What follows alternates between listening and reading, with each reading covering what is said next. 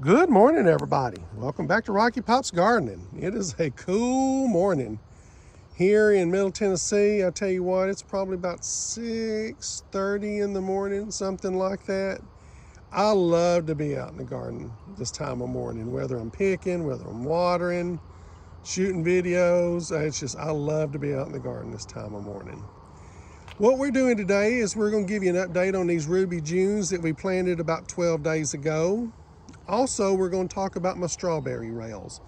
I know I've probably alluded to them a little bit before in other videos, but I thought I'd take just a little bit of a deep dive into them.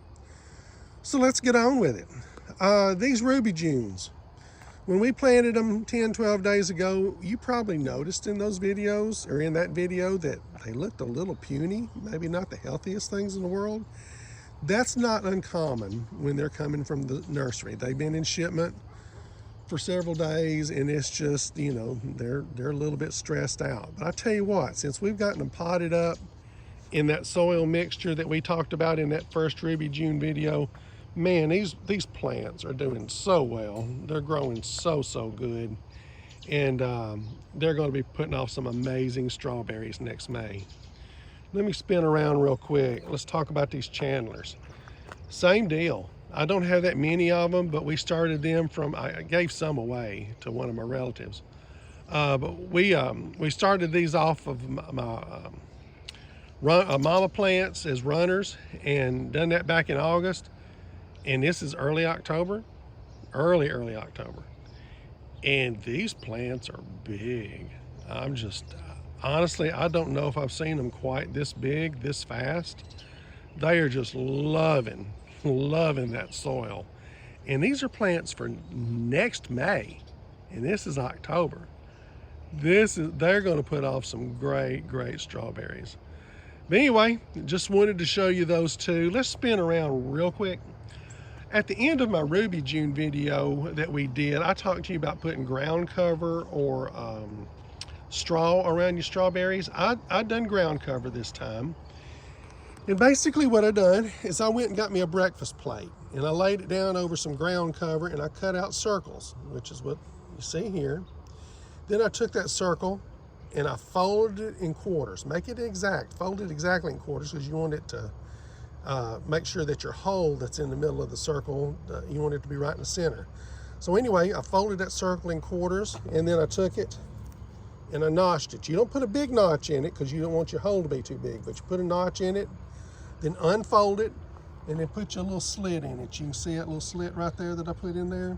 That way you can take them and just scoot them around those plants, and that way, again, next spring when the berries are growing, the strawberries will lay on top of that ground cover, the ones that don't make it outside the bucket, that is, and they won't rot.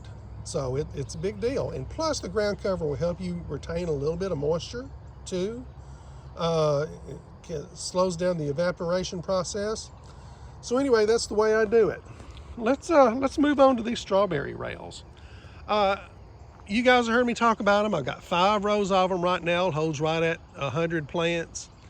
I put those in about 3 years ago. And the reason I did that is because I'm not a spring chicken anymore. So, being able to pick berries or beans or whatever I happen to have in here at waist level is a really nice thing. It's super convenient. Lot less stress on the old back. And I tell you what, since I put them in, I have not regretted it one single minute.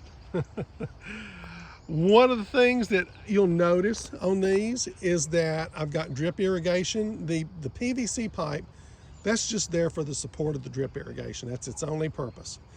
I've got 1/4-inch drip line coming out of on top of each bucket with emitters. These are 2-gallon per hour emitters. And I got a couple of different kinds of emitters in there, but mainly I use 2-gallon per hour emitters. And it all ties in to a 5/8 inch supply line that ultimately goes up. Let me see if I can. Ultimately goes up into my garden hose. You guys can probably see it up there about close to top middle of your screen. But anyway, that's how I water them. I come out here, flip a switch, All these plants get drip irrigated. You know, I leave it on for probably about 30-45 minutes. That gets each one of them plenty of water, and they're happy. I can flip that switch on, walk inside, come back out after a while, flip it off. So hey, works like a charm. I will put links to my emitters and my drip line and my supply line in my in the description of the video. Total transparency, I just want you guys to know this, that most of my stuff I get from Amazon. And if you click on these links from my video, it will take you to Amazon. And if you happen to buy any of this stuff, I will get a tiny percentage of it. And I appreciate it. Hey, it just motivates me to keep doing these things for y'all. I've been gardening for a long time, and you know, I like to be able to share my knowledge. I was blessed enough to have people help me out, and I just try to do the same thing.